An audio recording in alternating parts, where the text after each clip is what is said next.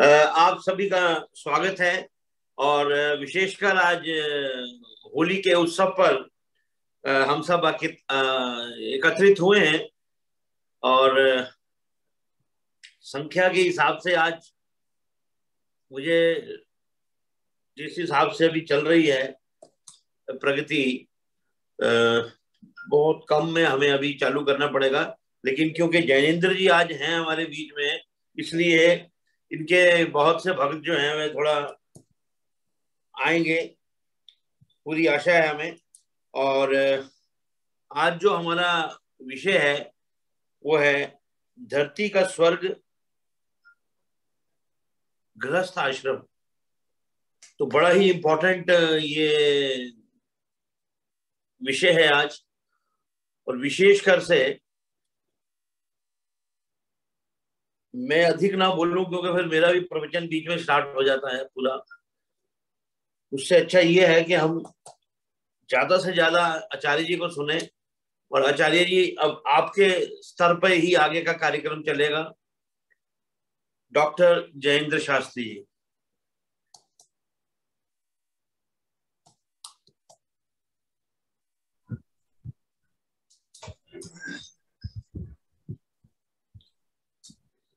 ओम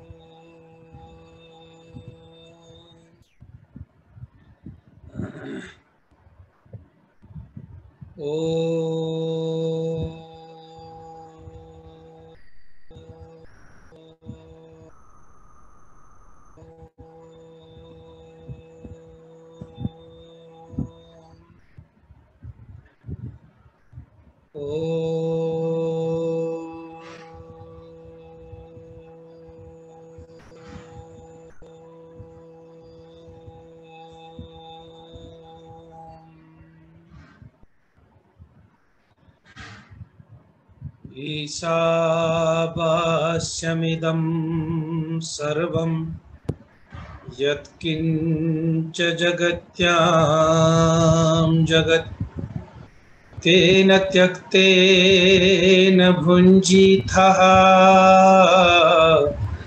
मा कृधः कस्य स्विद्धनम् त्वमेव माता च पिता त्वमेव बन्धुश्च सखा त्वमेव विद्या द्रविणं त्वमेव सर्वं मम देव। ओम शांति शांति शांति।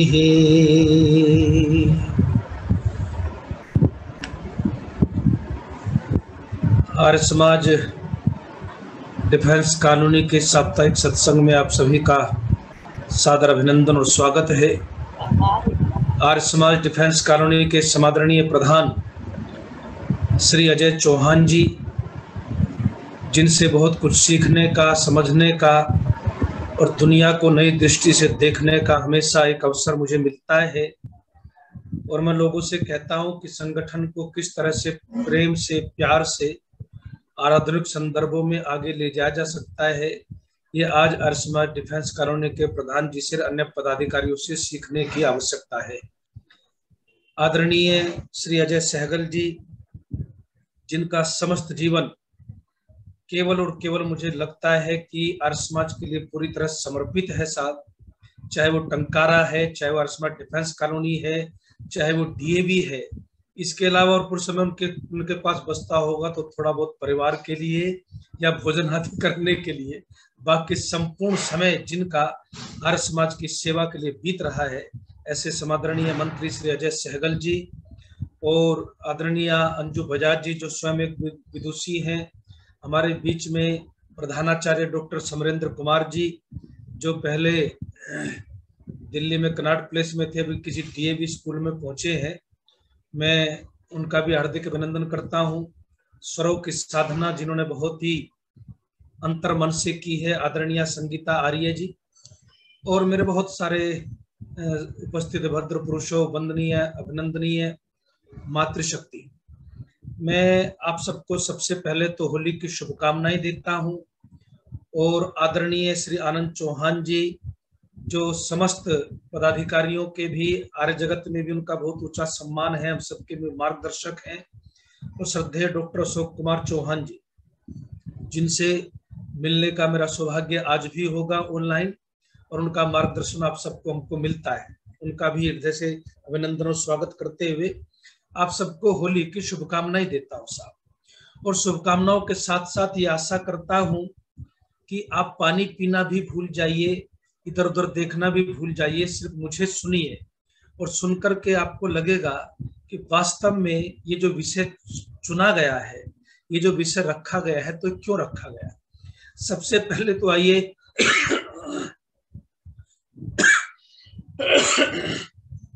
होली का शुभारंभ करता हूं।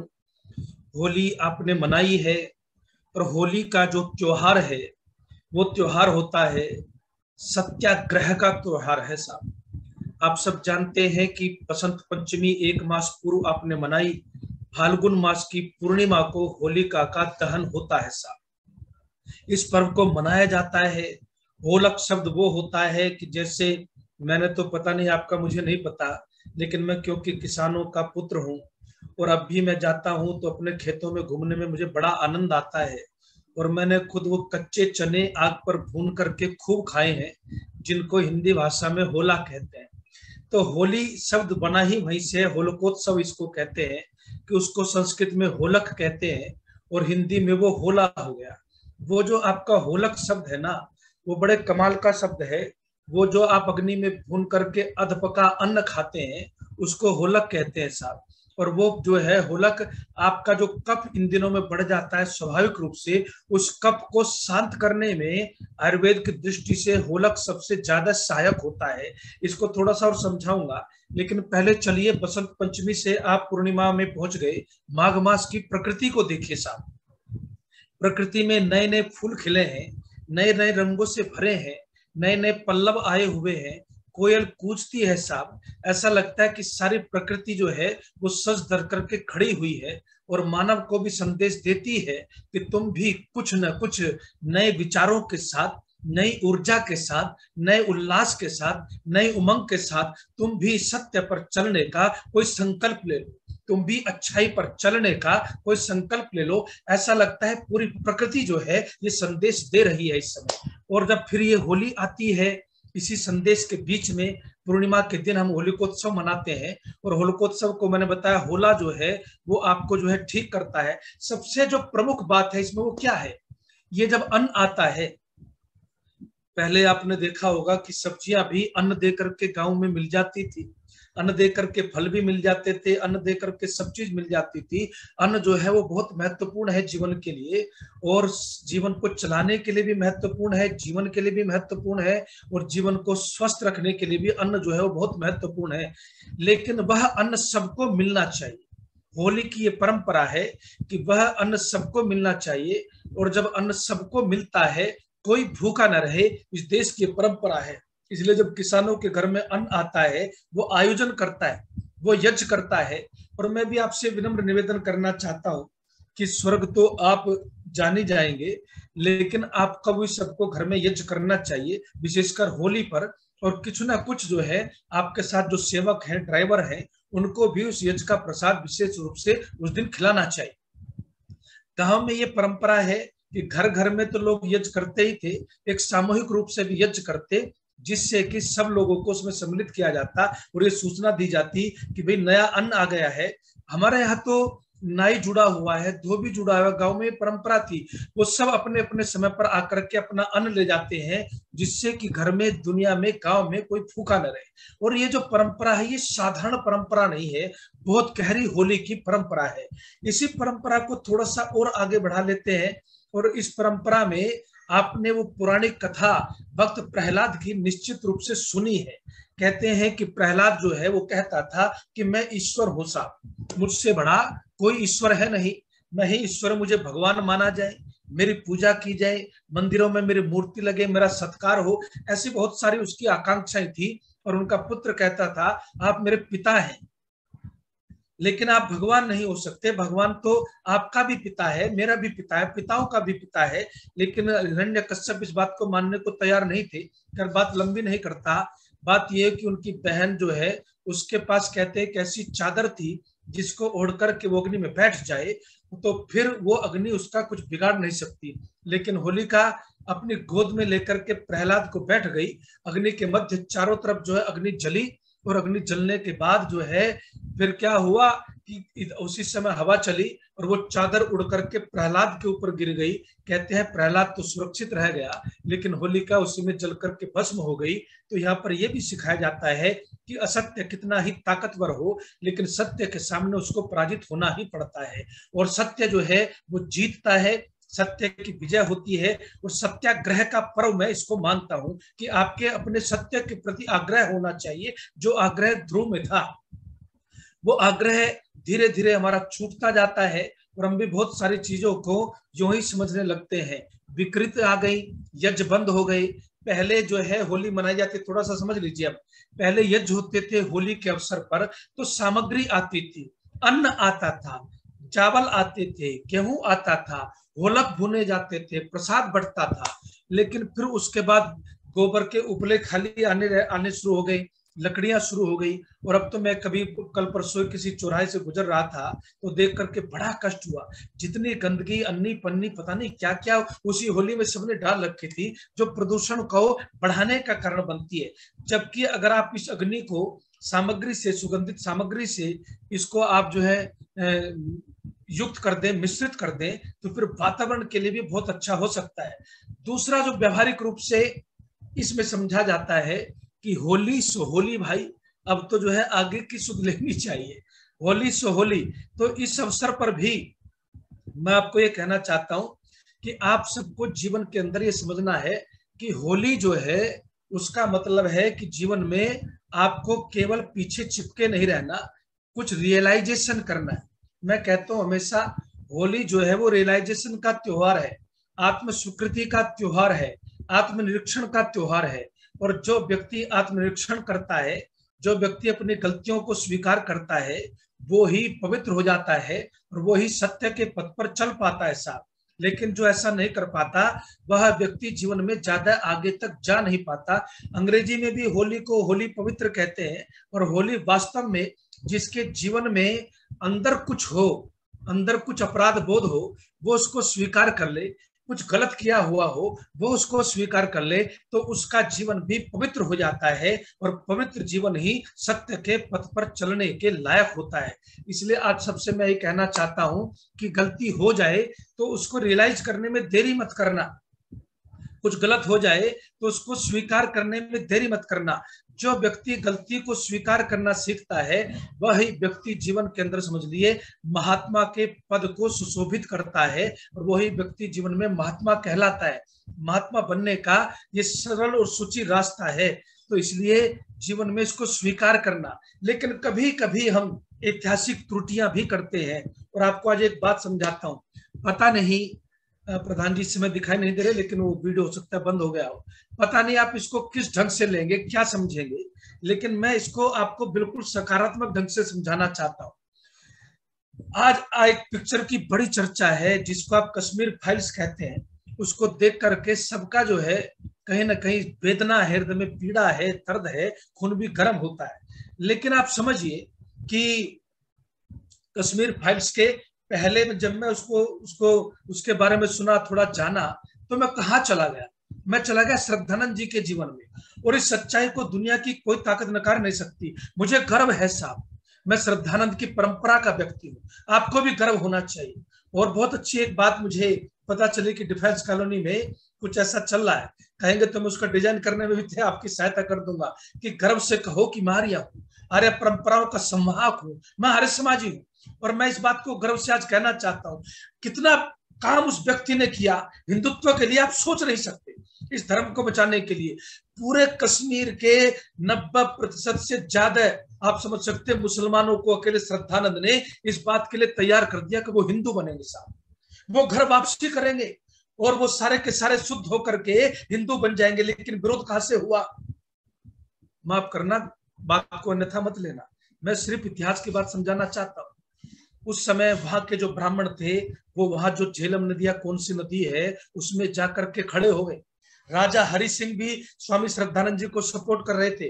राजा हरि सिंह को जो है उन्होंने विवश कर दिया। अगर ये अन्याय इस धरती पर होगा तो ये हमें स्वीकार नहीं होगा, हम अपने प्राण त्याग देंगे। विवस्था बस जो यज्ञ स्वामी श्रद्धानंद जी ने, अग्निहोत्र शुरू हो गया था, संध्या शुरू हो गई थी, घर वापसी का सिलसिला शुरू हो गया था, वो यज्ञ रोकना पड़ा, श्रद्धानंद जी को वापस आना पड़ा। उसका दुष्परिणाम कितना भयानक हुआ कि आज हम उसका पश्चाताप भी करने की स्थिति में है नहीं साहब। तो इसलिए मैं कहता हूं कि जब भी कोई बात पता चले तुरंत उसको स्वीकार करना, ये होलिका सिखाती है। और श्रद्धानंद जी ने तो इतना काम किया जिसकी व्यक्ति जो है हमें पता भी नहीं, आपने आधे इतिहास का तो हम भी जो है पढ़ते हैं, सुनते हैं, तब जाकर के कहीं पता चल जाता है। खैर, उसको आप धरती का स्वर्ग कहते थे कश्मीर को, और शास्त्रों में भी उसको स्वर्ग कहा। लेकिन जब स्वर्ग की बात आती है साहब, जब स्वर्ग की बात आती है तो फिर बहुत सारी बड़ी बड़ी कल्पनाएं हमारे दिल और दिमाग में घूमने लगती हैं। बड़ी बड़ी कल्पनाएं हमारे दिल और दिमाग में घूमती हैं, और उन कल्पनाओं में सबसे पहले तो पुराणों का आकाशीय स्वर्ग घूमता है। आकाशीय स्वर्ग इसलिए कह रहा हूं क्योंकि पुराणों ने जो स्वर्ग कहा है वो कहा है द्युलोक से ध्रुव नक्षत्र तक जो खाली स्पेस है वो स्वर्ग का स्थान है साहब। और व्यक्ति मृत्यु के पश्चात उसी स्वर्ग में जाता है। उस स्वर्ग में किस लिए जाता है? उस स्वर्ग में इसलिए जाता है क्योंकि वहां पर व्यक्ति कभी बूढ़ा नहीं होता। वहां पर व्यक्ति सुख दुख से दुख, उसको कोई दुख नहीं होता। वहां पर व्यक्ति को सारे सुख के साधन मिलते हैं, और वहां पर व्यक्ति को बहुत सुंदर सुंदर अप्सराएं मिलती हैं साहब। ये सारी की सारी कल्पनाएं जो है, वह रंभा है, उर्वशी है, उसका जो है द्वार अमरावती है, और एरावत हाथी उसका रक्षक है। बहुत सारी बातें जो है स्वर्ग को लेकर के पुराणों में कही गई है। उसको लेकर के मैं आपका ज्यादा समय नष्ट नहीं करूंगा, सिर्फ आपको संकेत मात्र दे रहा हूं जिससे कि आपको विषय को समझने में जो है वो थोड़ी सी आसानी रहे। दूसरा, आप जो है जब कुरान में देखते हैं, कुरान में क्या देते हैं कि एक तरफ तो जो है जहन्नुम है और दूसरी तरफ जो है स्वर्ग है। तो जहन्नुम में कौन कौन जाता है, स्वर्ग में कौन कौन जाता है, उन्होंने भी इसकी विशाल जो है व्याख्या की है। और उन्होंने कहा है कि जो व्यक्ति वहां जाता है वो 30 साल का युवक हो जाता है, चाहे वो 80 साल का जाए, 90 साल का जाए, लेकिन जैसे वो स्वर्ग में जाता है वहां पर जो है वो एकदम युवक हो जाता है। उसको 72 हूर मिलती है साहब। तो एक व्यक्ति ने पूछ लिया कि उसको तो 72 हूर मिलती है, लेकिन जब महिलाएं जाती है उनको क्या मिलता है? क्या महिलाओं को स्वर्ग में जाने का अधिकार नहीं है क्या? ये प्रश्न भी खड़े होते हैं, और ये प्रश्न का उत्तर किसी के पास होता नहीं, लेकिन हमारे पास सब चीजों का उत्तर है साहब। लेकिन मैं प्रधान जी आज आपको एक विशेष बात कहना चाहता हूं। मैं बड़े चक्कर में था, इसको मैं खोलूंगा। ये स्वर्ग की कल्पना गई तो कहां से? मैं सोच रहा था कि बिना वेद के तो कोई जान आगे बढ़ता नहीं। वेद का में कहीं स्वर्ग है कि नहीं है? वेद में कहीं स्वर्ग की चर्चा है कि नहीं है? अगर है तो किस रूप में है? और क्या इन्होंने स्वर्ग की ये चोरी वेदों से की है या कहीं और से की है? बस इसी उलझन में था मैं, और इसी उलझन में पढ़ते पढ़ते मैं वेद में पहुंच गया। और वेद में पहुंचा तो मैं आपको बता देता हूं, चौथे कांड का 34वां सूक्त अथर्ववेद का साहब वो स्वर्ग सूक्त है साहब। अथर्ववेद के चौथे कांड का 34वां सूक्त, आप चाहें तो आज उसका स्वाध्याय कर सकते हैं, अपने जीवन में और खुशियों के रंग भर सकते हैं। तो वो 34वां जो सूक्त है वो स्वर्ग सूक्त है। और ये विषय मैंने क्यों चुना है उसका भी आपको थोड़ा सा बता देता हूं। एक मेरे परिचित है, 20 साल साहब विवाह को हो गए, और 20 साल बाद जो है वो कहते हैं जी अब हम दोनों जो है तलाक लेने जा रहे हैं। मेरे पैरों के नीचे से जमीन खिसक गई। कमाल के आदमी हो यार, ये तलाक की उम्र है तुम्हारी। माना कि हमारा आना जाना आपके पास ज्यादा नहीं है, लेकिन कभी कभार तो मिलते ही है, कुछ हमसे ही सलाह कर लेते, कुछ एक आध सूत्र हम ही दे देते। बोले ना जी निर्णय हो गया है, और निर्णय तो हुआ ही था, तलाक भी हो गया। 20 साल बाद फिर मैंने पूछा, जानने की कोशिश की, ये तो बता दो कि ऐसी कौन सी समस्या आ गई जो 20 साल बाद तुमने इस रिश्ते को खत्म कर दिया साहब। 20 साल बाद तुम दोनों अलग अलग हो गए, पति तुम्हारे बच्चे जवान हो रहे हैं, बेटी जवान हो रही है, उनका विवाह करने की बजाय, उनको रास्ता दिखाने की बजाय तुम लोगों ने अलग अलग रास्ता चुन लिया, तुम दोनों के रास्ते जुदा जुदा हो गए, ऐसी क्या समस्या खड़ी हो गई? जो जवाब पत्नी ने दिया वो बड़ा चुभने वाला था। वो कहती है, अब जिस रिश्ते में कुछ बचा नहीं साहब, ये रिश्ता तो बोझ है, और बोझ को किस लिए ढोना, इसलिए बोझ को उतार करके फेंक दिया। मैं भी एक विवाह में गया था, आपको बताऊं, वहां पति पत्नी का तलाक हो रहा था, सच्ची घटना बता रहा हूँ, ये नाम तो इसलिए नहीं ले सकता क्योंकि नाम लेना किसी का उचित नहीं होता। विवाह संस्कार हुआ और बच्चे माँ के पास रहते थे।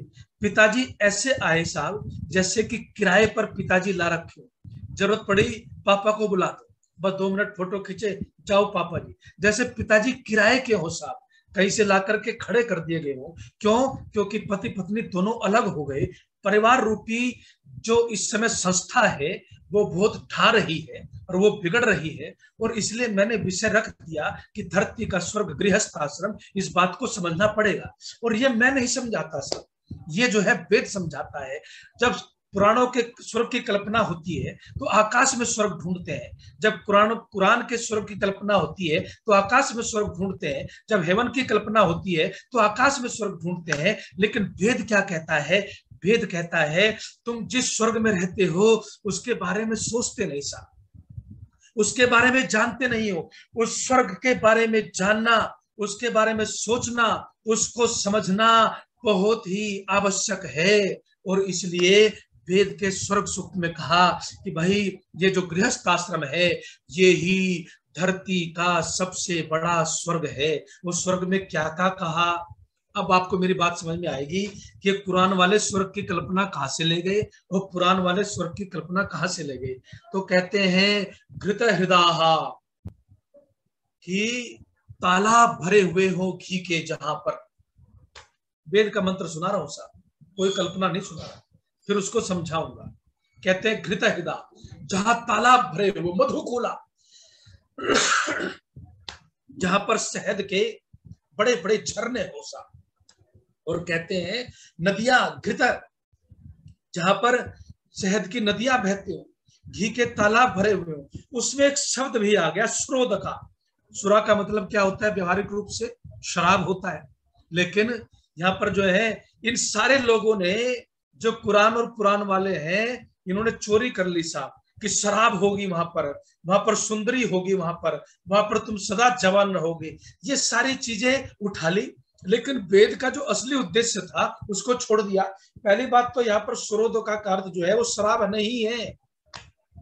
सुरोधो का अर्थ जो है यहाँ पर ऋषि ने कहा कि वो जान है, जान के भी भंडार भरे हुए हो। और कहते हैं घी दूध की नदियां बहती हो जहां पर, कहते हैं स्वर्गे लोके, ऐसा होता है स्वर्ग जहां पर कोई न्यूनता, बोलो कमी, जीवन के अंदर नहीं होती। मैं सिर्फ आपको इस मंत्र की व्याख्या नहीं कर रहा, सिर्फ इस मंत्र की झलक, जिसको कहते हैं ना झलक जो है वो मैं आपको दिखा रहा हूं। तो इस झलक में क्या कहा? इस झलक में ये कहा कि फिर इसमें स्त्री तो कहीं आया नहीं, लेकिन आप कहेंगे कि अगले ही मंत्र में बहु स्त्री नाम शब्द भी आ गया कि बहुत सारी स्त्रियां होंगी, घी दूध की नदियां होंगी, स्वास्थ्य ठीक होगा, खाने पीने की कोई कमी नहीं होगी, वो स्वर्ग है साहब। और ये सारी की सारी बातें पुराण में भी है और सारी की सारी बातें कुरान में भी है। और एक बात और समझ लीजिए साहब, क्या बात कर दी? फिर कहते हैं इसके साथ साथ एक और कमाल की बात जोड़ दी, कहते हैं बर्हिष्ठा। अब ये जो शब्द है ना, बहिष्ठ शब्द भी कुरान में क्या शब्द मिलता है? बहिष्ठ शब्द मिलता है। वेद में बर्हिष्ठ शब्द मिलता है। इसी शब्द को कुरान वालों ने पूरा उठा लिया, क्योंकि जब उसमें संधि नहीं होती तो बहिष्ठ हो जाता है। और यदि आप 14वां समोल्लास पढ़ेंगे महर्षि दयानंद का, तो ऋषि दयानंद तो बहिष्ठ का बहुत खंडन किया है, बहिष्ठ का बहुत खंडन किया है। लेकिन ऐसा लगता है शुरू में, मुझे भी लगा शुरू में, अरे ये तो वही स्वर्ग है जो पुराण वाला है, ये तो वही स्वर्ग है जो कुरान वाला है, इसमें उनमें अंतर क्या है? लेकिन जब उसको पढ़ता गया, मैं आज कहता हूं गदगद हो गया मेरा हृदय, गदगद हो गया। और उस गदगद हृदय के साथ आपको भी थोड़ा सा इस सुख से परिचित करवाना चाहता हूं। और वेद कहता है कि ये जो स्वर्ग है ये धरती पर है, ये आकाश में नहीं। पहले तो वेद ने ये बात समझा दी कि ये धरती पर है, और फिर कहा ये किसी नगरी में नहीं, ये कश्मीर में नहीं, ये हरिद्वार में नहीं, ये मथुरा में नहीं, ये उज्जैन में नहीं, ये मुंबई में नहीं साहब। कहने लगे कहां पर है? ये तुम्हारे घर में है, जिसको तुम जानते ही नहीं हो, जिसको तुम पहचानते ही नहीं हो। मैंने कहा कैसे? तो कहता है कि इस स्वर्ग को समझने के लिए वो कहते हैं कि पहले तो इस स्वर्ग में एंट्री कौन करेगा, उसको सुनना पड़ेगा साहब। यहां से विषय खुलता है, यहां से वेद ने समझा दिया स्वर्ग सुख में कि इसमें एंट्री कौन करता है। तो सबसे पहले कहते हैं अनस्था। ऋषिदांत को पढ़ना, ऋषिदांत को पढ़ना। कहते हैं कि इसमें वो व्यक्ति प्रवेश करता है जिसकी हड्डियां न दिख रही हो। साधारण भाषा में कह दूं, लोग कहते हैं ना कि जो ज्यादा दुबला पतला होता है इसकी हड्डियां तो कीर्तन कर रही हैं।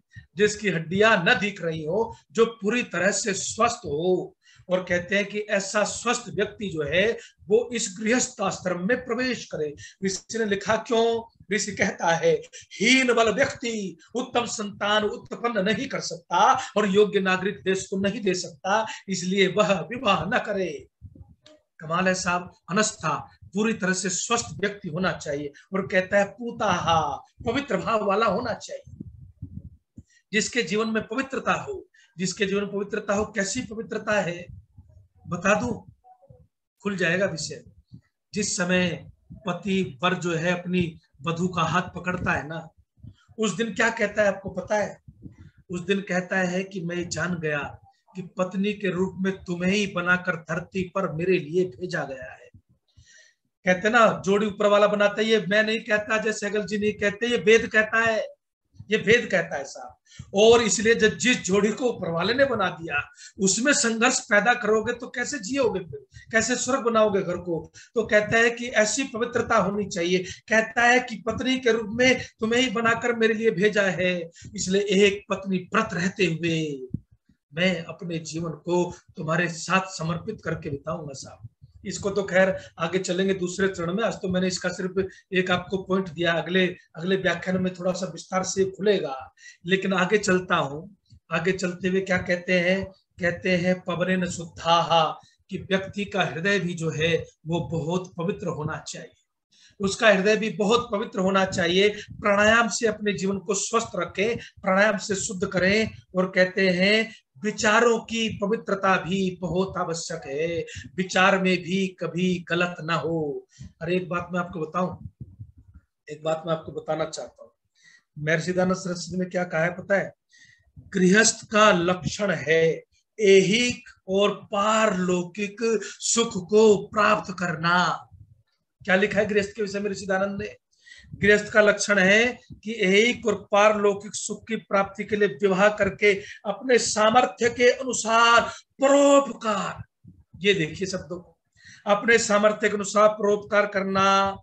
और निश्चित रूप से जो अच्छे कार्य हैं उनको करना, ये विवाह का उद्देश्य है। ईश्वरोपासना करना, ईश्वरोपासना करना, परोपकार करना, शुभ कर्म करना, ये कहते हैं गृहस्थ का उद्देश्य है। और अगला जो कहते हैं कि उत्तम संतानों की उत्पत्ति करना, ये ऋषि कहते हैं। चार उद्देश्य यहाँ पर ऋषि ने बताए। और कहते हैं कि जो व्यक्ति इन चारों उद्देश्यों की प्राप्ति के लिए गृहस्थ में जाता है, तो ऋषिदानंद कहते हैं फिर उसको केवल यही सुख नहीं मिलता, बल्कि अगला जन्म भी, बोलो तो सही, उसका सुखों से भरता हुआ चला जाता है साहब, उसका सुखों से परिपूर्ण होता हुआ चला जाता है। तो ये गृहस्थ आश्रम जो है, इसको ऋषिदानंद कहते हैं कि ये धरती का स्वर्ग है। लेकिन ये स्वर्ग कैसे बना? वो कहते हैं परोपकार को करना, घर में यज्ञ करना, वो कहते हैं कि अच्छे कर्म करना और उत्तम संतान की प्राप्ति का इसके लिए उद्देश्य है। और फिर कहते हैं कि आपकी जो दोस्ती है, अब बात का जरा आनंद लीजिएगा, गृहस्थ को बड़ी सावधानी से चलना पड़ता है साहब। मैं कहता हूं कि सबसे बड़ा आश्रम गृहस्थ, सबसे बड़ा संस्कार विवाह संस्कार, और सबसे बड़ा कर्तव्य भी जो है वो गृहस्थी का कर्तव्य है दुनिया में, जिसके सामने जो महिमा की दृष्टि से कितने श्लोक सुना दूं मैं, पूरा समय निकल जाएगा। लेकिन मैं वो महिमा नहीं बता रहा, मैं आपको अनुभव के आधार पर आपके साथ कुछ ज्ञान शेयर कर रहा हूं, जो शास्त्रीय दृष्टि से आपके हमारे बीच में होना बहुत आवश्यक है। और जब बहुत आवश्यक होगा तो फिर आप देखना कि जीवन जो है कितना खूबसूरत जो है वो बनता हुआ चला जाता है और घर कैसे स्वर्ग बनता है। तो कहते हैं कि जो आपकी संगत है ना, वह संगत भी बहुत अच्छी होनी चाहिए। गलत जगह कभी मत बैठिए, गलत जगह अपने बच्चों को बैठने मत दीजिए। और कभी कभी एक भी गड़बड़ा जाए, नींव का पत्थर हिल जाए तो पूरी बिल्डिंग हिल जाती है साहब। गृहस्थ ऐसे नहीं है, वहां पर प्रतिक्षण सावधानी है, प्रतिदिन जागरूकता है, प्रतिक्षण वो है कुछ निर्माण करता है, बनाता है। और क्या बनाता है, कहते हैं कि उसको ये ध्यान रखना है कि अच्छे लोगों की उठ बैठ घर में हो। और याद रखिएगा, मैं आपसे कहना चाहता हूं, गलत आदमी की संगत में न तो अपने बच्चों को जाने दीजिए साहब, न गलत आदमी के साथ खुद संपर्क रखिए, और न ही गलत आदमी का प्रवेश घर में होने दीजिए। क्योंकि एक गलत आदमी की छाप भी अगर कभी कभी पड़ जाती है तो आपकी सारी तपस्याओं को बहा करके ले जाती है। तो ऋषि कहता है कि ऐसा व्यक्ति जो सज्जनों का संग करता हो, वह व्यक्ति ही जीवन में गृहस्थ में प्रवेश का अधिकारी है। और अब आप आ जाइए जितेंद्रिय और संयम। ऋषि लिखता है कि सबसे ज्यादा संयम से गृहस्थी रह सकता है, सबसे ज्यादा नियम से गृहस्थी रह सकता है। गृहस्थी जितेंद्रिय होता है, और वो जितेंद्रिय व्यक्ति सबसे महान है जो व्यक्ति अपने आप को स्थिर रख सकता हो, अपनी इंद्रियों पर कंट्रोल रख सकता हो, और जो अपनी पत्नी से बेहद प्यार कर सकता हो, जो अपने बच्चों से प्यार कर सकता हो, और जिसका अपने ऊपर नियंत्रण हो। ऋषि कहता है वो इस स्वर्ग में प्रवेश करे, नहीं तो प्रवेश करने की बोलो जरूरत नहीं है, एंट्री करने की जरूरत नहीं है, वह व्यक्ति इसमें प्रवेश करे। रही अगर मान लीजिए जितेंद्रिय शराबी होता है, कैसा शराब को तो ये कहते हैं, शराब तो शरारत का पानी है। जो आदमी शरारत नहीं करता वो भी पी करके कुछ शरारत कर लेता है। इसलिए कहते हैं कि ये जो गृहस्थ के विशेषण हैं, ये विशेषण दिखाते हैं कि स्वर्ग जो है वो आपको कहां पर है, आपके गृहस्थ में जो है वो स्वर्ग का प्रवेश होता है। और इसलिए मैं भी आप सबसे कहना चाहता हूं कि गृहस्थ आश्रम को साधारण आश्रम मत समझिए। गृहस्थ आश्रम जो है वो बहुत उच्च कोटि का आश्रम है साल, और उस उच्च कोटि के आश्रम में आपको प्रवेश करना है, आपको एंट्री करनी है। और एंट्री करने के लिए ये 6 बातें जो मैंने आज आपके सामने रखी हैं, इन 6 बातों पर आपको चिंतन करना है। और जब आप 6 बातों पर चिंतन करते हैं तो आप गृहस्थ में प्रवेश करते हैं। लेकिन जब बात गृहस्थ के प्रवेश की आती है तो ऋषि समझाता है, क्या समझाता है उसको सुनिएगा साहब। ऋषि समझाता है कि आप जब पति पत्नी के रूप में आपकी एंट्री होने जा रही है, आपका दृष्टिकोण क्या होना चाहिए, विवाह से पहले क्या होना चाहिए। जो माता पिता है, दादा दादी हैं, वो भी इस बात को सुनेंगे और आगे कम से कम इस बात को लेकर के जाएंगे, तो फिर आगे बहुत लाभ इस देश को, समाज को हो सकता है। और वो कहते हैं क्या, वो कहते हैं कि गृहस्थ के लिए सबसे आवश्यक है कि गुणों का मिलान हो, गुणों का मिलान हो। लेकिन गुणों का मिलान तो सब होता नहीं, और होता भी है तो वो केवल पत्रिकाओं में होता है। जो अनपढ़ पंडित, जिसने कुछ जाना नहीं समझा नहीं, उसके पास हम जाकर के ये कहते हैं कि भाई हमारे गुण मिला दीजिए, वो कभी कहता है कि गुण नहीं मिलते, आपके ऊपर तो ये दोष है, आपके ऊपर तो पत्रिका में तो ये दोष है। और ऋषिदार ने बहुत बढ़िया लिखा है कि ये जो है जन्म पत्र नहीं बल्कि शोक पत्र है। ये लिखा है ऋषिदार ने सत्याप्रकाश में। कहते हैं कि माता पिता बहुत खुश होते हैं, लेकिन जैसे ही ये जन्म पत्र बनता है, पंडित आता है, लाल पीले कर करके खाने बना करके लाता है, और ला करके माता पिता से कहता है, ये कहता है कि देखो भाई, देखो भाई, बाकी तो सब कुछ ठीक है, लेकिन इसके चंद्र में दोष है, इसके बुध में दोष है, इसके फलाने में दोष है। तो कहते हैं कि माता पिता का चेहरा लटक जाता है, और चेहरा लटक जाता है, जो खुशियां थी वो काफूर हो गई। तो फिर वो पूछते हैं कि ये बताओ कि फिर इसका उपाय क्या है, फिर इसका उपाय क्या है, ये तो बताओ, इसका फिर रास्ता क्या है। तो फिर ऋषिदान लिखते हैं, वो पंडित जी कहते हैं लाओ 1.25 मन का रोट, लाल लंगोट और इतने पैसे, तो इसका उपाय हो जाएगा साहब। हम सब उपाय वहां ढूंढते हैं जहां उपाय है नहीं, और जो उपाय हम कर सकते हैं न तो उसको हम जानते और न उसको कभी करने की कोशिश करते। दिक्कत यहाँ है, सारे रास्ते हमने वो चुन लिए जो भटकाते हैं, सारे रास्ते वो चुन लिए जो गृहस्थ को नरक बनाते हैं, और जो गृहस्थ को स्वर्ग बनाने का रास्ता है उसको हम जानते नहीं, उसके बीच में हम कभी सोचते नहीं है। और इसलिए आज मैं आपको समझाना चाहता हूं कि ऋषि ने कहा कि आपको पर्सनैलिटी भी देख लीजिए, उसमें कोई बुराई नहीं, लेकिन केवल पर्सनैलिटी पर मत जाना। देखिए अब मैं आपको एक श्लोक सुनाता हूं, कन्या वरयते रूपम।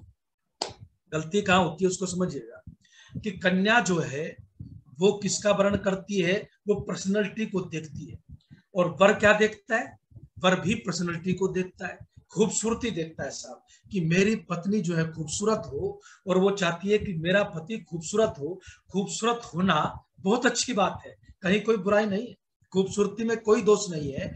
लेकिन यदि खूबसूरती में गुण ना हो तो फिर खूबसूरती ऐसे हो जाती है कि जैसे फूल खिला तो है साहब, लेकिन उसमें कोई सुगंध है नहीं। तो इसलिए ऋषि ने कहा कि गुण, कर्म और स्वभाव। कर्म के मतलब है कि आप जो कार्य करते हैं उसी कार्य से जुड़ी हुई पत्नी या उसी कार्य से जुड़ा हुआ पति जो है लगभग लगभग ढूंढना चाहिए। और कहते हैं माता वित्तम, माफ करना मुझे कभी माताएं नाराज हो जाए, लेकिन मैं एक प्रैक्टिकल बात जो शास्त्रकारों ने समझाई है कि माँ जो है दोनों तरफ की क्या देखती है, वो देखती है कि धन धान्य जरा ठीक से होना चाहिए, कि बेटी भी खुश रहे और बेटा भी जो है खुश रहे, दोनों तरफ धन धान्य होना चाहिए। मैं एक विशेष बात आज आपसे करना चाहता हूँ। मैं अभी महिला सम्मेलन जो है वो हमारे यहाँ था, और महिला सम्मेलन में इस बार मैंने आर्य समाज के वक्ताओं को न बुला करके बल्कि कुछ नए लोगों को ज्यादा आमंत्रित किया, और शहर के 5 IPS अधिकारी, आप सोच सकते हैं, नोएडा के, उसमें आए। और मैं एक ईमानदारी की बात आपको कहना चाहता हूं कि हम अपने आप को तुर्रम खान समझते हैं, लेकिन उन्होंने जो प्रैक्टिकल बोला, लोगों ने मुझे फंक्शन को खत्म नहीं करने दिया साहब। 1 बजे खत्म करना था, 2 बजे तक चला, कि इनको बोलने दीजिए, हम सुनने वाले हैं, आपको कोई तकलीफ नहीं है, कोई आपको नहीं कह रहा कि समय हो गया। उन्होंने जो प्रैक्टिकली बोला वो कितने कमाल का बोला, आप सुनकर के उसके रोंगटे खड़े होते हैं साहब, सुनकर के रोंगटे खड़े होते हैं। उसमें एक अधिकारी ने बोला कि मैं 23 साल की अवस्था में IAS बन गई, लेकिन मेरे पिताजी जब मेरे ही गुण कर्म स्वभाव का वर ढूंढने जाते थे तो कहते हैं कि लोग कहते थे कि कितना खर्च करोगे। ये दिक्कत है साहब, और ये दिक्कत आज भी है। और ये प्रवृत्ति जो है गृहस्थ को नारकीय स्वरूप देती है, और इस प्रवृत्ति से जो निकल गया उसका गृहस्थ जो है वो स्वर्ग बनता है। 1814 का एक लेटर में पढ़ रहा था एक दिन, 1814 का लेटर, वो लेटर जो है दुनिया में विख्यात है। कलकत्ता में उसके पिता हरेंद्र एडवोकेट थे। हरेंद्र एडवोकेट अपनी बेटी का उन दिनों जो है जल्दी बच्चियों के शादियों के विवाह हो जाते थे, और विवाह में जो है हरेंद्र एडवोकेट की बेटी थी स्नेहलता। स्नेहलता जो है वो 15 साल की हो गई, और 15 साल की जब स्नेहलता हुई तो स्नेहलता ने को जो है विवाह की चिंता हो गई, और पिता जहां भी जाता तो कहते उस समय लगभग 20,000 रुपए का खर्च, 1814 में कल्पना करके देखिए, और उस समय 20,000 रुपए का खर्च होता, 20,000 रुपए जुटाए नहीं जाते और लड़की का विवाह होता नहीं था। तो हरेंद्र ने ये निर्णय ले लिया कि मैं जो है अपना पुश्तैनी मकान बेच करके अपनी बेटी का विवाह करूंगा। और ये मैं इसलिए बता रहा हूं कि आज आप सोचते हैं कि ये बदल गया है, बदला से खास कुछ है नहीं, क्योंकि जब मैंने महिला सम्मेलन में उनके उदाहरण सुने तो मेरे रोंगटे खड़े हो गए कि आज भी ये स्थिति है। तो उस समय जब ये मकान बेचने की स्थिति आई तो स्नेहलता बहुत ही सुशील लड़की थी, माता पिता के प्रति पूरी तरह समर्पित थी, पढ़ी लिखी थी, सारे गुण थे उसमें, लेकिन वो लड़की अंदर से टूट गई कि मेरी वजह से मेरे पिता सड़क पर आएगा, मेरे भाई जो है वो कहीं दूसरे की छत के नीचे जाएंगे, मेरे पुरखों का मकान बिकेगा। तो उसने एक पत्र लिखा था, और पत्र लिख करके वही भवानी मंदिर था, उस मंदिर में जाकर के उसने ये भी लिखा कि मेरे मन में आया कि मैं विष का आश्रय लूं, मेरे मन में आया कि मैं जो है पानी का आश्रय लूं, मेरे मन में आया कि मैं अग्नि का आश्रय लूं, और मैंने पिताजी अग्नि को चुना। अपने पिता को वो लेटर लिखा, मैंने पिताजी अग्नि को चुना, और अग्नि को चुन करके वो भवानी मंदिर में जाकर के जब अग्नि लगाती है और अपने पिता को लिखती है कि मैं ये देख नहीं सकती थी कि मेरी वजह से आप बेघर हो जाते, मेरी वजह से मेरे भाइयों के सर से छत चली जाती, और मैं जानती हूं कि आप कितना रोएंगे, आप मुझे कितना प्यार करते थे, मैं जानती हूँ जो सुख मुझे आपने दिया है शायद कोई दे नहीं सकता। लेकिन वो लड़की लिखती है कि आप रो करके रह जाएंगे, लेकिन कम से कम आपके सर पे छत तो रहेगी, मेरी वजह से वो छत चली जाती, इसलिए मैंने अग्नि का रास्ता चुना, और जब तक आप ये पत्र पढ़े मैं अग्नि में समा जाऊं। ये साहब जो है आज मुझे फिर से इसलिए सुनना पड़ा कि आईएएस अधिकारी कहती है, उनके प्रवचन सुनने वाले थे। मैं ये समझता हूं कि मेरा दुर्भाग्य रहा कि उस दिन मैंने वीडियो रिकॉर्डिंग नहीं की। अद्भुत उनका अनुभव था सर, वो भी आईएएस अधिकारी बनना भी आसान काम नहीं है, और उनके अपने अनुभव है, रोज पब्लिक से रूबरू होते हैं। और उन्होंने कहा कि मेरे पिताजी मेरे लिए वर ढूंढने जाते हैं, आईएएस अधिकारी का ये हाल है, और लोग पूछते कितना खर्च करोगे, आज की स्थिति है ये, कितना खर्च करोगे? तो कहते हैं मेरे पिताजी ने एक बात कही, ओहो गदगद हो गया मैं सुन करके। कहते मेरे पिता ने एक बात कर, ऋषिदान ने लिखा है, ये शास्त्रों में लिखा है, मनुस्मृति में लिखता है, ऋषि क्या लिखता है, योग्य वर न मिले तो कुंवारा रहना ठीक है, योग्य वधु न मिले तो कुंवारा रह सके, लेकिन गुण कर्म स्वभाव के अनुसार विवाह करना चाहिए। और उस समय क्या कहा, वो आईएएस अधिकारी कहती है मेरे पिताजी ने एक दिन ये बात कही, जब एक व्यक्ति आकर के बैठ गया, बाकी सब ठीक है, बात फाइनल होने लगी, तो कहने लगा कि कितना खर्च करोगे? तो कहते हैं कि मेरे पिताजी ने उस दिन कहा था कि मेरी बेटी आईएएस अधिकारी सारी जिंदगी भी कुमारी बैठेगी, कुमारी बैठा लूंगा, लेकिन तेरे जैसे लालची के घर में बोलो कभी भी विवाह नहीं करूंगा, और बात को भेज दिया। एक बहुत बढ़िया बात उसने कही, जब सुंदरता की बात आई, पर्सनालिटी की बात आई, तो मैं आपको समझा रहा हूं। तो कहते हैं कि उसने पूछा कि आपकी बेटी कैसी है, जानने वाला था, तो उसने कहा कि मेरी बेटी पढ़ी लिखी है, इतनी इस ओहदे पर है, आईएएस है। रही बात सुंदरता की, एक बाप की नजरों से देख, उससे ज्यादा खूबसूरत लड़की मुझे दुनिया में कोई नजर नहीं आती, एक बाप की नजरों से तो देख। लेकिन उसने एक और बात जो कही अजय जी, वो मैं शेयर करना चाहता हूँ, ये स्वर्ग का निर्माण है, ये भूमिका है स्वर्ग की, समझ लीजिएगा। जो बात उसने कही, कहते हैं कि जो मेरा ससुर जिस घर में मैं गई हूं, उस घर में मेरे पिताजी ने फिर एक दिन लोगों से तंग आए हुए थे, तो एक दिन कह दिया कि और बताइए मैं आपको क्या दे सकता हूं। तो कहते हैं कि मेरे ससुर ने एक बात कही, नमन करना मेरे साथ नमन करना। और मैंने कहा बात में अपने संयोजन में, मेरे ससुर ने एक बात कही, कहने लगे एक बात बताओ, आपकी बेटी से ज्यादा कीमती अगर कोई चीज आपके पास हो तो मुझे दे दो, और नहीं है तो फिर चुपचाप बैठे रहो। पिता कहता है मेरी बेटी से कीमती मेरे पास कुछ नहीं है ऐसा, ये होता है कमाल। और कहते हैं फिर मैंने उनको कहा, हर बाप ये तो कह सकता है कि मेरी बेटी खूबसूरत है, मेरे नजर से देखो, लेकिन कोई लाखों में एक ये कहता है, डॉक्टर चौहान जैसे परिवार जैसे लोग कहते हैं 1 रुपया नहीं चाहिए, अपने खर्च से जाएंगे साहब, अपने उससे करेंगे। तो कहते हैं, मैंने कहा कि लाखों में कोई एक ससुर ये कहने वाला होता है कि जो बहू मेरे घर में आ रही है उससे कीमती कुछ हो तो दे दो। मैंने कहा मैं उसको सैल्यूट करता हूँ साहब, ये चीज है, ये समझने वाली है। कन्या भरयते रूपम, रूप देखो, लेकिन ऋषि कहता है पहली एंट्री जो है वो गुण क्रम स्वभाव के हिसाब से करना, नहीं तो गड़बड़ा जाओगे साहब। स्वर्ग नरक में बदलते हुए देर नहीं लगती। और कहते हैं माता वित्तम, माता धन पर होती है, पिता श्रुतम, पिता की कहां नजर होती है, एजुकेशन पर। पिता अपनी जगह फिर भी ठीक लगेगा आपको, एजुकेशन पर, पढ़ा लिखा है कि नहीं। और कहते हैं बांधवा कुलम, बंधु बांधव जो है वो कुल देखते हैं, खानदान देखते हैं। और फिर क्या कहते हैं फिर कहते हैं कि भाई मिष्ठान्नम इतरेजना। और कहते हैं कि एक और भी वैरायटी है भाई, पिता ने चलो कढ़ाई देखी, माता ने वित्त देखा, और कन्या ने वर देखा, और बंधुओं ने कुल देखा, लेकिन दूसरे लोग क्या देखते हैं, मिठाई कैसी बनी, खाना कैसा बना, आनंद आया कि नहीं आया। और आप देख लेना कई जगह हमारे गांव में गए, कहने लगे भाई शादी तो ठीक थी पर रौनक कम थी। मैंने कहा क्यों? मिठाई तो 2-4 प्रकार की बनाई। मैंने कहा भले आदमी, सब कुछ काम ठीक हो गया तो मिठाई को, क्योंकि वो तो मिठाई दावत वाले तो सब दावत वाले हैं। लेकिन मैं यहाँ पर जो ऋषि की विशेष बात करना चाहता हूँ, ऋषि कहते हैं कि इस गृहस्थ को स्वर्ग बनाने के लिए सबसे पहले आपको गुण कर्म स्वभाव की तरफ बढ़ना है। और जो 6 चीजें प्रैक्टिकली मैंने समझाई उनको ध्यान में रखते हुए प्रवेश करना है। यहां तक भी ऋषि ने कहा कि किस तरह से गोत्र ना हो, किस तरह से कोई बीमारी ना हो, किस तरह से कोई रोग ना हो। तब जब दोनों पति पत्नी मिलते हैं, दोनों का विवाह होता है, तो उस विवाह के पश्चात जो है वो दोनों घर को स्वर्ग बनाते हैं। और फिर उस स्वर्ग में क्या कमाल है साहब, फिर उस स्वर्ग में पिता है, उस स्वर्ग में माता है, उस स्वर्ग में भाई है, उसमें देवर है, उसमें ननदे हैं, क्या कमाल का परिवार है। और कहते हैं ऐसा परिवार ही जो है धरती का स्वर्ग होता है। लेकिन हम यहाँ ये सब चीजें तो सोचते ही नहीं है, हमारी प्लानिंग में ये सब चीजें है ही नहीं, हम उनको देना नहीं चाहते। प्राचीन काल में क्या था, मैं आपको ये बात समझाऊं, मैं कई बार लोगों को समझाता हूं कि जो बच्चों को देना चाहिए उसकी तरफ ध्यान थोड़ा सा कम है सा, और जो नहीं देना चाहिए जिसको वो खुद भी ले लेते हैं उसी की प्लानिंग है सारी की सारी। जो बच्चों को देना चाहिए, एक तो अच्छा जीवन साथी भी देने की माता पिता की जिम्मेवारी अब उतनी बेशक न रही हो, लेकिन सावधानी की जिम्मेवारी आज भी उनकी है।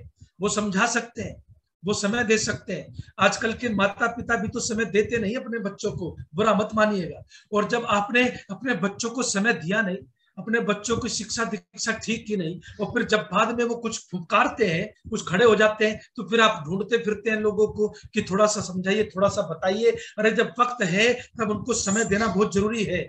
मैं कोई वैसे नहीं कह रहा हूं, लेकिन आज आपको एक बात शेयर करना चाह रहा हूं। माननीय डॉक्टर अमिता चौहान चेयरपर्सन है एमईटी स्कूल की, और मैं गुरुकुल में फंक्शन कर रहा था।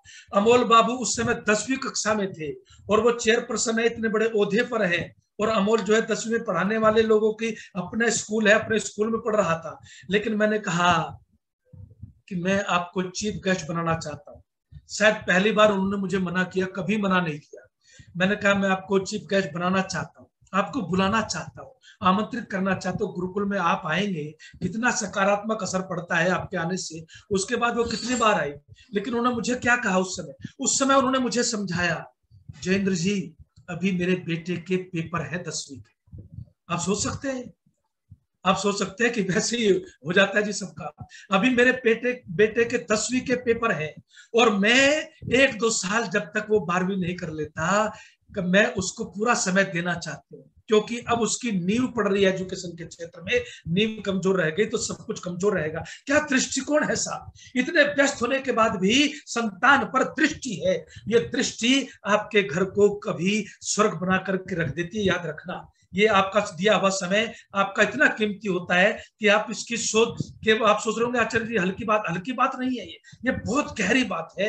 ये नींव है आपके घर की। आप अपने संतानों को समय दीजिए साहब, उनको संस्कार दीजिए, और जब उनको संस्कार देते हैं, समय देते हैं, तो फिर वो रूप निखर के आता है, फिर वो हर क्षेत्र में अग्रणी होते हैं, संस्कारों में, सभ्यता में, शिष्टता में, सुशीलता में। और याद रखना, जिस घर में संतानें सुयोग्य बन गई, जिस घर में संतानें जो है शिक्षित हो गई, संस्कारवान हो गई, उसकी तो पीढ़ियां जो है कहते हैं कि घर को स्वर्ग और स्वर्ग बेहतर बनाते जाती है, अच्छे से अच्छा सुंदर बनाती जाती है। ऋषिदान ने क्या लिखा है, स्वर्ग सुख विशेष का नाम है, और ये सुख विशेष आपको बाहर कहीं नहीं मिलता। क्यों, हम बाहर जाते हैं ना, घूमते हैं, हमें पता है जो सुख विशेष घर में मिलता है वो दुनिया में कहीं मिल नहीं सकता साहब। लेकिन वातावरण वैसा होना चाहिए, स्वर्ग जैसा घर होना चाहिए। ऋषि दयानंद कहते हैं, अगली बार पूरे एक एक रिश्ते के साथ क्या वेद कहता है उसको भी थोड़ा सा खोलता हुआ चलूंगा। लेकिन इस समय आप इस बात को समझिए कि बृहदारण्यक उपनिषद की एक घटना सुनाता हूं आपको। बृहदारण्यक उपनिषद का ऋषि जो है, ऋषि कह लीजिए या एक साधारण व्यक्ति कह लीजिए, कि वो अंतिम समय में है, और जब अंतिम समय में है तो वो अपने पुत्र को बुलाता है साहब, और अपने पुत्र को बुला करके ये नहीं कहता, मैंने वसीयत देखी है लोगों की कि फलानी कोठी इसकी, तो फलाना बिजनेस इसका, तो फलानी फैक्ट्री इसकी, तो फलानी गाड़ी इसकी, वसीयत बना लेते हैं, फिर उसको कैंसिल करते हैं, फिर बना लेते हैं। बहुत सारे लोग इसी में उलझे रहते हैं। लेकिन ऋषियों ने कहा कि वसीयत कैसे बनानी है, धरती पर स्वर्ग रखना है तो वसीयत बनानी सीखिए। आज बृहदारण्यक उपनिषद का ऋषि कहता है, अपने पुत्र को बुला करके कहता है, सुन भाई, तू मेरा उत्तराधिकारी है। और कैसा उत्तराधिकारी है, तो कहता है कि उत्तराधिकारी तुम मेरा तभी है जब जो है क्या करें, जब जहां आध्यात्मिक मेरी जो यज्ञ की प्रक्रिया है मेरे घर में, आनंद लीजिएगा जरा बात का, उस यज्ञ की परंपरा को तू छोड़ेगा नहीं, अपनाएगा। मैं जिस धर्म का पालन कर रहा हूं उस धर्म के पथ पर तू चलेगा, उसको छोड़ेगा नहीं, उसको अपनाएगा साहब। और कहते हैं तू मेरे आध्यात्मिक उत्तराधिकारी है। जो मैंने अध्यात्म के जीवन जिया है, जो मैंने धर्म का जीवन जिया है, उसको तू जीवन के अंदर अपनाएगा। तो फिर कहते हैं कि फिर तू जीवन में मेरा सच्चा पुत्र बनेगा। आगे क्या कहा, जो मैंने परोपकार के कार्य किए। ये शब्दों को जरा देना अपने बच्चों को भी आज जाके, ये बोला जो आचार्य जी ने कि जो मैंने परोपकार के कार्य किए, उन परोपकार के कार्यों को रुकने मत देना मेरे बेटे। अगर मैंने किसी संस्था को, अगर मैंने टंकारा में वचन दिया तो फिर उस वचन को तू आगे बढ़ाना। अगर मैंने हर समाज में कहा हुआ है कुछ तो उसको तू आगे बढ़ाना। मेरे उस परोपकार के कार्य को, सिलसिले को तू रुकने मत देना, तो तू मेरा उत्तराधिकारी है। और फिर क्या कहा, जो भी सामाजिक ताना बाना खूबसूरत मैंने बनाया है ना, उसको बिखरने मत देना। जो भी सामाजिक ताना बाना खूबसूरत मैंने बनाया उसको बिखरने मत देना। अपने पुत्र को दान देना सिखा रहा है साहब ऋषि, अपने पुत्र को यज्ञ करना सिखा रहा है ऋषि, अपने पुत्र को कहता है कि तू मेरा उत्तराधिकारी है, मैं तेरे नाम वसीयत करना चाहता हूँ। मैं तेरे नाम क्या वसीयत करना चाहता हूँ कि तू यज्ञ करेगा, ये वसीयत में पहला नियम है। जो मैं करता रहा हूँ आध्यात्मिक काम वो तू करेगा, जो मैं परोपकार का कार्य करता रहा वो तू करेगा। 2-3 मिनट और बस जी, आज जो तू परोपकार का कार्य करता रहा वो तू करेगा। और कहते हैं कि जो मैंने सामाजिक ताना बाना खड़ा किया है वो तू करेगा। अब जब पुत्र को आपने ये दे दिया तो फिर कहते हैं कि उसके पश्चात पुत्र कहता है मैं आपकी जगह को खाली होने नहीं दूंगा। ये छांदोग्योपनिषद का ऋषि कहता है, छांदोग्योपनिषद का ऋषि कहता है कि पिताजी मैं तुम्हारी जगह को खाली होने नहीं दूंगा। बेशक मैं तुम्हारे जैसा नहीं हूं, लेकिन फिर भी मैं तुम्हारे पद चिन्हों पर चलूंगा और मैं तुम्हारी कहीं भी जगह खाली नहीं होने दूंगा, उसको भरूंगा। और फिर पिता क्या कहता है, इन सब कार्यों को करने के लिए तुझे धन भी चाहिए, इसलिए जो धन संपत्ति मेरे पास है वो आज से सब तुम्हारी है। लेकिन पहले क्या कहा, पहले कहा कि धर्म को जिंदा रखना है, परोपकार को जिंदा रखना है, दान करना है, सामाजिक ताने बाने को आगे बढ़ाना है। और इसलिए संतान किसको कहते हैं, संतान वो है जो माता पिता के संस्कारों को विस्तार देती है साहब, उनके संस्कारों को विस्तार देती है। और इसलिए वो जो परोपकार करते हैं उसको भी आगे बढ़ाते हैं, वो जहां दान देते हैं उस संस्था को आगे बढ़ाते हैं, उनको संतान कहते हैं। अपनी वसीयत आप बृहद आरण्यक उपनिषद के ऋषियों की तरह से करना सीख जाइए। जब इन बातों का ध्यान रखेंगे तो मैं आज आपसे विनम्रता से कहना चाहता हूं, कितनी खुशियां हैं गृहस्थ में। गृहस्थ जो है ऋषिदान कहते हैं वो सिरमौर है आश्रमों का, सबसे बड़ा आश्रम है। इस सबसे बड़े आश्रम में अपने घर में स्वर्ग बनाइए साहब, अपने घर को स्वर्ग बनाइए। थोड़ी सी सावधानी इतनी खुशियां देती है कि आप कल्पना करते रह जाते हैं, और थोड़ी सी कभी कभी असावधानी कुछ गड़बड़ भी कर देती है। इसलिए नरक की बात मुझे करनी नहीं, उसका मुझे पता नहीं, मैं तो भाई स्वर्ग जानता हूं। और आपको भी ये कहता हूं, आप भी जीवन के अंदर अपने घर को स्वर्ग बनाइए। गृहस्थ आश्रम से पढ़ करके धरती पर कोई स्वर्ग है न हो सकता है, न कहीं मिल सकता है। घर में अगर स्वर्ग है तो बस वही सुख विशेष है, वहीं पर स्वर्ग है और कहीं नहीं। अपने घर को स्वर्ग में बना करके धरती के स्वर्ग को, स्वर्ग सुख इस कल्पना को साकार कर दीजिए। इन शब्दों के साथ होली की एक बार फिर से बहुत बहुत शुभकामनाएं। आपके जीवन में खुशियों के रंग हो और वे स्वर्ग का वातावरण आपके घर में हो, ऐसी शुभकामनाओं के साथ वाणी को विराम। ओम शांति शांति। आचार्य जी का बहुत बहुत धन्यवाद। अजय भाई, जब मुझे आचार्य जी से आधा मिनट बात करनी है। जी जी आचार्य जी, आचार्य जी जी, ये मेरा एक क्वेश्चन है थोड़ा सा, इससे आपके स्पीच से नहीं, जो आजकल टीवी पे चल रहा है काफी हिजाब का और पर्दे का। तो एक लड़की, मुसलमान लड़की बोल रही थी कि वेद में भी यही लिखा है कि पर्दा वगैरह, मुझे पता है कि ये गलत है। तो मैं चाह रहा था कि अगली स्पीच जो अगले हफ्ते आपकी होगी उस पर आप कुछ वर्ड वेद में इस बारे में क्या लिखा हुआ है जरा बताइएगा अगली बार। हाँ बिल्कुल, मुझे आप भेज देंगे वो उसने क्या कहा है? मैं आपको टेलीफोन पे बता दूंगा मैं आपको। ठीक है। हाँ जी, हाँ जी। आचार्य जी का बहुत बहुत धन्यवाद। जहां तक अजय जी ने अभी जो बात प्रधान जी ने की, मुझे लगता है आचार्य जी शायद वो घूंघट को लेके कुछ मिसअंडरस्टैंडिंग डालने हाँ की जी, जी हाँ, कोशिश वो कर रही है। पर्दे के ऊपर। हाँ, वो उसको करने की कोशिश कर रही है, जबकि हमारे घूंघट का मकसद कुछ और था। खैर, आप उसको आगे करेंगे, अगले सप्ताह आपसे उसके बारे में भी सुनेंगे। और आप सभी को ये सूचित किया जा रहा है कि आचार्य जी अगले सप्ताह भी इसी विषय को पार्ट 2 के हिसाब से हमारे सामने रखेंगे।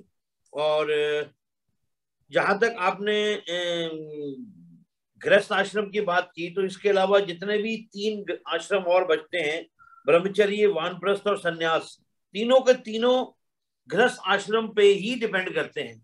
ब्रह्मचारी गृहस्थ आश्रम में ही पल्लवित होता है, वानप्रस्थ वाले को भी घर में रहने की अनुमति है, और सन्यासी जो है उसकी दक्षिणा जितने भी उन्होंने भिक्षा मांगनी है वो भी गृहस्थ आश्रम से ही हमने जो है वह मांगनी है। तो इंपॉर्टेंस इस हिसाब से भी बनती है कि तीनों गृहस्थ इस गृहस्थ पे डिपेंड करते हैं। और दूसरी बात जो बाद में पुत्रों की कही, तो 2 लाइनें मेरे दिमाग में आ गई कि पूत सपूत तो क्या धन संचय, पूत सपूत तो क्या धन संचय।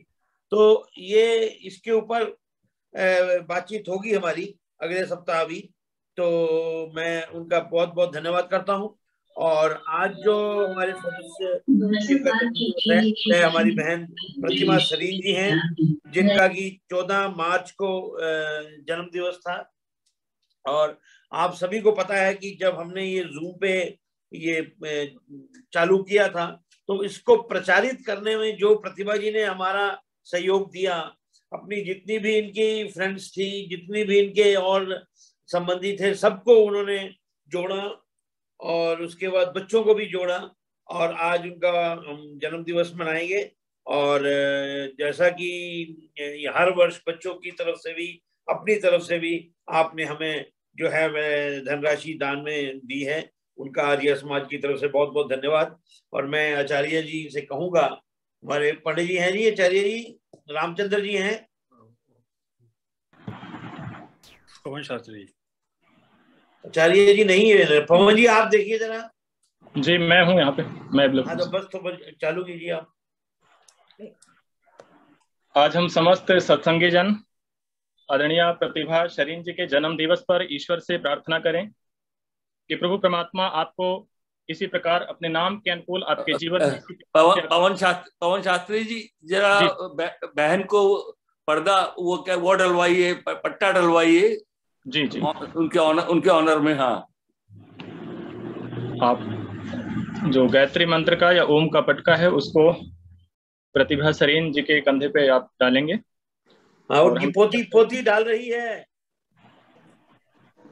जी, हम समस्त सत्संगी जन ईश्वर से आपके सुख में लंबी आयु की प्रार्थना कर रहे हैं, परमात्मा से विनय कर रहे हैं कि प्रभु परमात्मा आपके नाम के अनुकूल आपके जीवन में इसी प्रकार से प्रतिभा रहे, उत्साह रहे, और इसी प्रकार से आप जो ऋषि के कार्य को पूर्ण कर रहे हैं, आर्य समाज से इतने सारे लोगों को जोड़ रहे हैं, सत्संग स्वाध्याय से जोड़ रहे हैं, प्रभु आपको सुखमय लंबी आयु प्रदान करे, ऐसी प्रार्थना करते हुए हम समस्त जन आपके जन्म दिवस के लिए विशेष मंत्रों का पाठ कर रहे हैं।